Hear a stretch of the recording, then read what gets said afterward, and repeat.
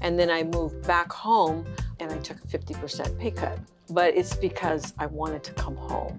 And to me, it was worth it. So when you did go back to journalism, what were your plans? What did you envision? I guess, what were your dreams at that point? I really didn't know. I didn't have a clear path. But at that time, I was living in San Francisco. The CBS affiliate was auditioning for a magazine show host. So I auditioned.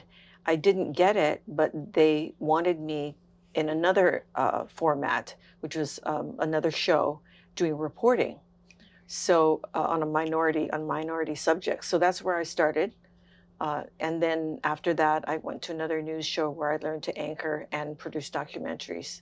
Do you remember that first audition? Yes, I do. I did a movie review because that's what they wanted. And it was a movie that I slammed because it's easier to do something because, then you can be witty rather than to just, glow about some movie. And they enjoyed it.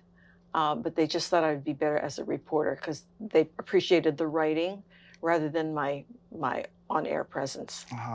What movie was it? It was To Kill a Mockingbird. Oh, I remember that. You slammed To Kill a Mockingbird? Well, I loved it, but there were aspects of it that I thought missed the point because it was a very controversial and political, and I didn't think that it was controversial enough. It skirted the issues. It was a little too mild. And so do you remember your first reporting gig or the first thing that you covered? Yes. Boy, you're bringing up all these memories. It was to report on a Chinese-American sculptor. And so I went to her studio and talked to her. And it was very enlightening, and she was a good interview. And I was fortunate that that show was nominated for an Emmy. And it was the first time I was exposed to the competition. So I thought, maybe I'm on the right track. Mm-hmm. So we didn't win, but still, it assured me that I should pursue this path. Did you find that a lot of the stories and projects that you're covering had to do with Asian-themed stories or? Well, a lot of times they would gear me to that because that was my community. Mm-hmm. But when I moved to KQED, it was all hard news. So, it was on nuclear plants and political controversies, and it was the Patty Hearst trial at that point, so I got to cover that. And then when Mayor Moscone and Harvey Milk were assassinated, I covered that. So it was all hard news, and which is, I always tell interns now and people coming into the business, you have to start off doing hard news. Why is that?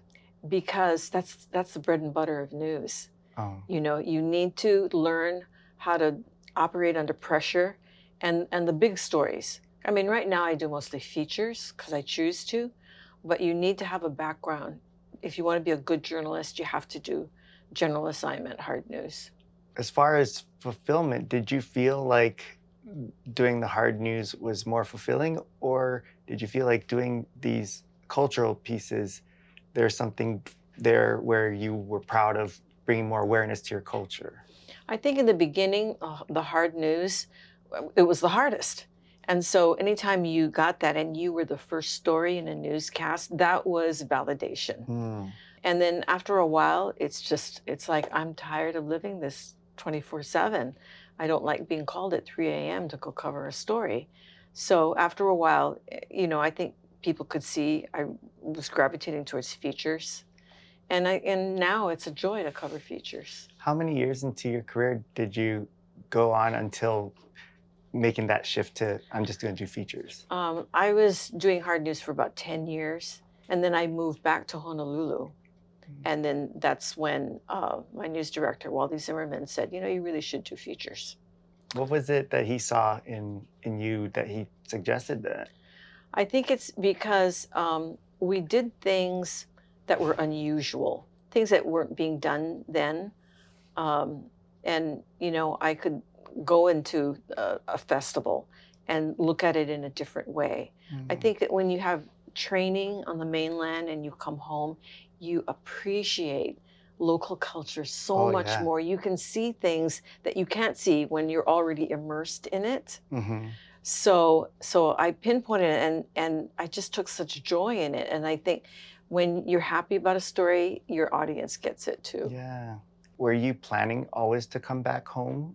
Yes. Yeah. Yeah. I mean, when you grow up here, Hawaii is Hawaii, and as much as I loved my time on the mainland, I was there for 13 years. Wow, that's pretty significant. Yeah. Yeah. And I had the opportunity to stay, but it was just time. My parents were getting older, and I was homesick.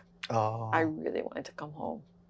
I imagine that the success you had on the mainland was great, but because like your family is here, they maybe didn't get to see it as much.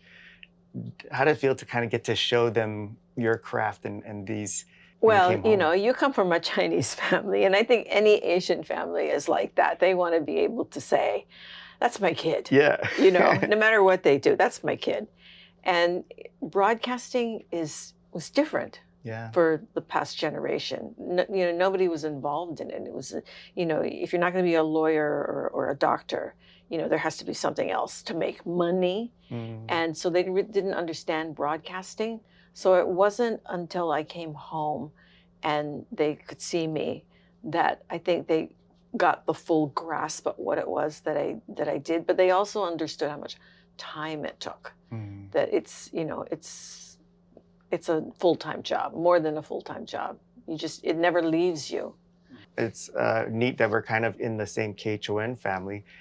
Was it that your first job in Hawaii was at KHON? That's It where you was at started? KHON, and then I moved to KGMB, and then I went to KITV for 26 years, where I co-anchored with Gary, my husband, and where Mixed Plate really was developed. And then I came back to KHON. So full cycle. I'm not going anywhere else. I know for people not in the industry, like us in the community watching, we always will wonder, like, how does that work as far as like changing? It's almost like changing teams, right? The way it is on the mainland, you start off in a small market, very small, because that's where you can get a job.